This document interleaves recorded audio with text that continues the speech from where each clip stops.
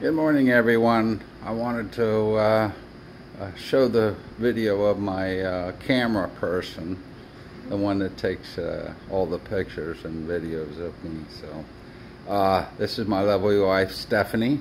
I'll be handing the phone to her in a moment. Also, she pointed out in my last video that I said a lot, so I promised her that I would do 25 cents per so I would probably gonna go broke on this subject. Something I got in the mail yesterday from John David Jones. Nice Juniors, Sierras, Abalone Blanks, and Jack Daniels Blanks, some Patterson Grant and Julie Grant Blanks, and some bolt action and lever action from John David Jones and Harry Matthew, and another Julie Grant blank and a Jim Hines Cottonmouth blank. Okay, one thing I want to show you is I did the 30 degree angle on the body, and I've done about 6 of them. So this is one of 6.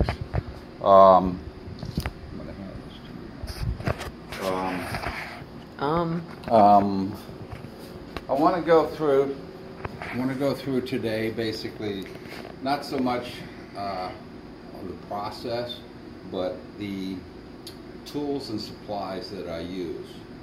So first thing I'm going to show you is my table saw, and what I would do would be to raise the blade. I've got this set for 1/8 of an inch. I bought these from Craig Jig, and I can slide this in between the fence and the blade, and I'm exactly 1/8 of an inch. If when I do the 3/8, which is on the outer body, which is this part, I'll move the fence out to 3/8 and then slide this down to make sure that it's 3/8 of an inch. These are handy little tools to have. Another thing that I use is a push stick. It's got a slot which is already there. It's got a block, a stop at the end. So when I push this through, it goes through and doesn't shoot out the other way. This is basically sacrificial. I can remake it. Also, I've done this to where it's magnetic. I put a magnet. Also have a 3/8 one. So okay, that's basically what I do for the center section and the outers. Moving over here, I use the bandsaw mainly after sanding one side. Then I will draw a line and then run it through a rough cut, and then I'll go over and just put the piece over there once I get all the pieces sized up and everything. The next thing, you saw this on the last video segment, is my jig. This is the 30 degree. This will show you basically what I do. If it's square like this, I'm going to turn this on, and I'm going to do this first.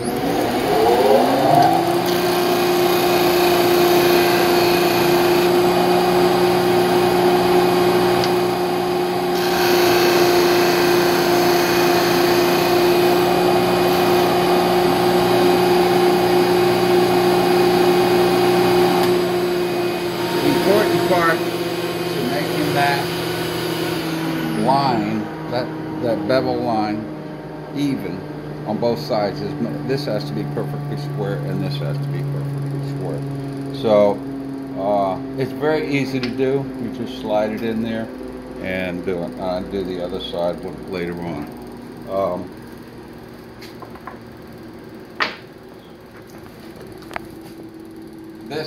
these three tools is what I use the most of. I don't do anything fancy. It's just, you know, this tool right here is for squaring everything up and making sure that all the pieces are sanded properly. Okay, moving over here, I don't use this.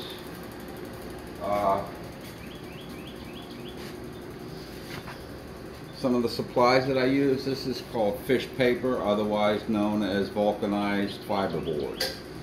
It's very flexible, but it's also very tough to cut.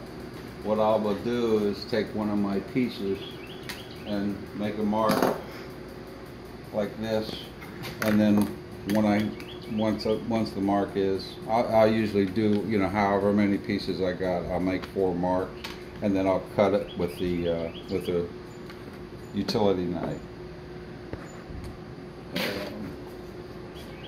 Fish paper comes in different colors: blue, yellow, red, white, black, gray, and a variety of things. It almost got like a peach, a red, and a burgundy color. Some of the other products that I use is this is black on one side, red on the other. This is a pretty thick. This is almost as thick as the fish paper. Very difficult to cut, but it gives a nice look when it's on the blank. This is a red and white one, segmented piece. This is the size good. I get the fiberboard or fish paper from Jantz Supply, Jantz. I also get these segmented sheets, 2-color segmented sheets from Beartooth Woods. They come in a variety of colors, like blue and white. This is blue and white here. I got some green and white and green, like green and white.